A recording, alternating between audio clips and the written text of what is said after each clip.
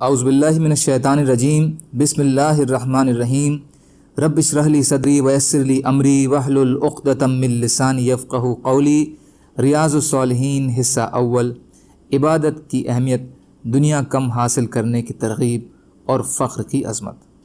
حضرت عمرو بن حارث حضرت ام المومنین جویریہ بنت حارث رضی اللہ تعالی عنہا کے بھائی سے روایت ہے کہ حضرت رسول اللہ صلی اللہ علیہ وسلم نے اپنی موت کے وقت کوئی دینار و درہم چھوڑا، نہ کوئی غلام لونڈی اور نہ کوئی اور چیز،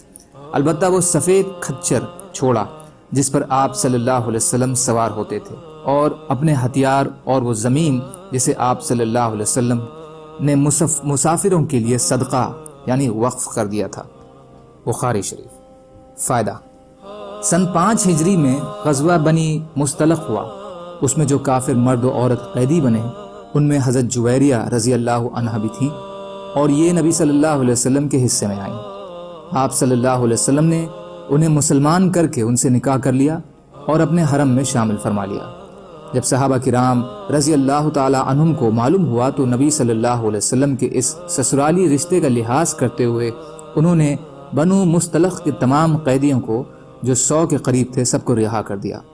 ہتھیار سے مراد آپ صلی اللہ علیہ وسلم کا نیزہ اور تلوار ہے، اور زمین سے مراد آپ صلی اللہ علیہ وسلم کا وہ حصہ جو فدق اور خیبر وغیرہ میں آپ صلی اللہ علیہ وسلم کو ملا تھا،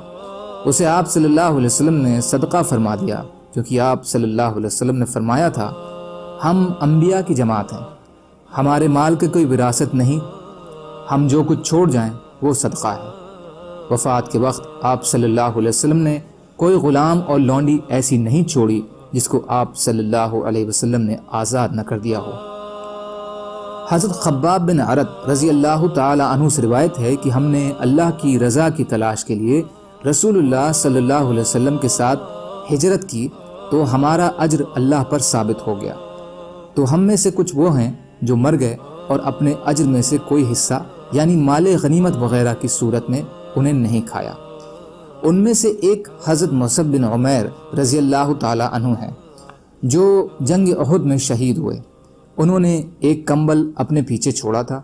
جب ہم ان کے ساتھ ان کا سر ڈھانپتے ان کے پیر ننگے ہو جاتے، اور جب پیر ڈھانپتے تو سر کھل جاتا، تو ہمیں رسول اللہ صلی اللہ علیہ وسلم نے حکم دیا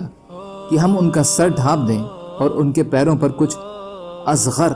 گھاس ڈال دیں، اور کچھ ہم میں سے وہ ہیں جن کے پھل پک گئے ہیں اور وہ اسے چن رہے ہیں، یعنی ان سے فائدہ اٹھا رہے ہیں۔ بخاری یا مسلم۔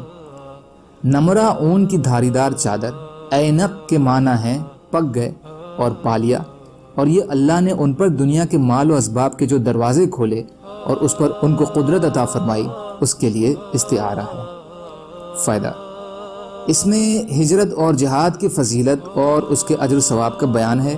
یہ اجر دنیا میں مال غنیمت کی صورت میں بھی ان غازیان اسلام کو ملتا ہے جو جہاد سے